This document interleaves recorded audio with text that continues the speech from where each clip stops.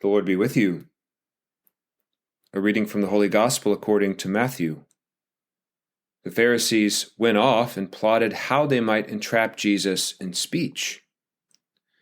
They sent their disciples to him with the Herodians, saying, "Teacher, we know that you are a truthful man, and that you teach the way of God in accordance with the truth.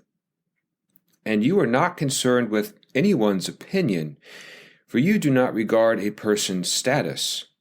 Tell us then, what is your opinion? Is it lawful to pay the census tax to Caesar or not?" Knowing their malice, Jesus said, "Why are you testing me, you hypocrites? Show me the coin that pays the census tax." Then they handed him the Roman coin. He said to them, "Whose image is this, and whose inscription?" They replied, "Caesar's." At that he said to them, "Then repay to Caesar what belongs to Caesar, and to God what belongs to God." The Gospel of the Lord. One of the hot-button issues in the upcoming election is taxes. How much should the government withhold from our paychecks? Should corporations and the wealthy pay more? Should we pay less? Should anyone be exempt? These types of questions are as old as cities themselves, and they were just as controversial then as they are now. In today's gospel, Jesus is pulled right into the center of the debate.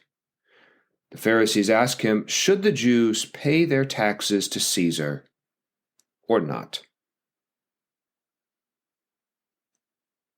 There seems to be no right answer. Most Jews hated paying their taxes to Rome, giving what little money they had to a foreign government dominating them was frustrating at best. They wanted their own government and their own land. God was their king, not Caesar.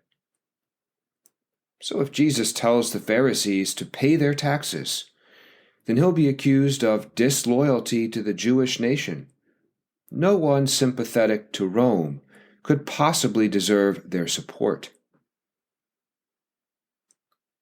But if Jesus tells the Jews not to pay their taxes, then he'll be labeled as an enemy of the state, leading to his arrest and possibly his death. It's a catch-22.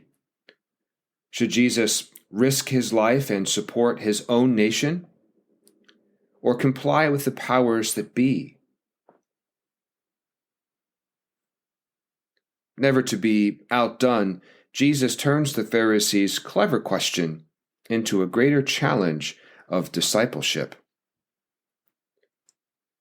Not having any coins himself, he turns to the Pharisees and says, "Bring me a denarius to look at." A denarius was the Roman coin bearing the face of Caesar. And where else do the Pharisees draw that coin from but their very own pockets? A reminder to them that they paid their taxes too. Caesar provided his citizens, including the Jews, with water, roads, commerce, and the protection of an army. As emperor, he held power over earthly things, so it was just to give Caesar their coin. Repay to Caesar what belongs to Caesar, Jesus says, but to God what belongs to God. So what belongs to God? We do. While a denarius bore the image of Caesar, human beings bear the image and likeness of God. So Caesar gets our coin, but God deserves our lives. How then do we give God our lives? Very simply, by infusing every decision we make with faith. Faith is not just one big decision we make at some point in our lives. Faith is 1,000 little decisions made throughout our day. As someone once said, faith is lived minute by minute. Take, for example, the two fundamental commandments of Jesus. Love your God and love your neighbor. In this heated political climate, it's become increasingly difficult to love all of those whom we should consider our neighbor.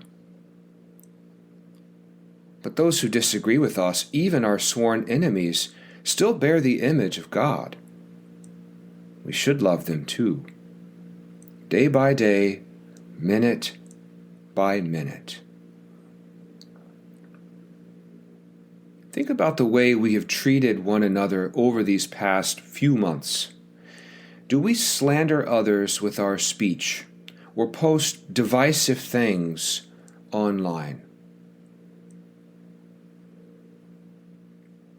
Have our hearts become so hardened that we cannot bear to listen to another opinion? We found ourselves increasingly angry and judgmental, filled with negativity as opposed to love.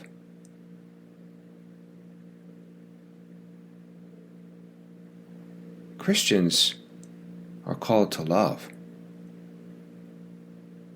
because faith is a series of small decisions that humbles our ego and expands our heart. It influences our speech, our behavior, our beliefs, our morals, our entire lives, minute by minute, day by day. So how might my faith influence or change my words and actions this week? How can I give the Lord and my neighbor a little more of my heart?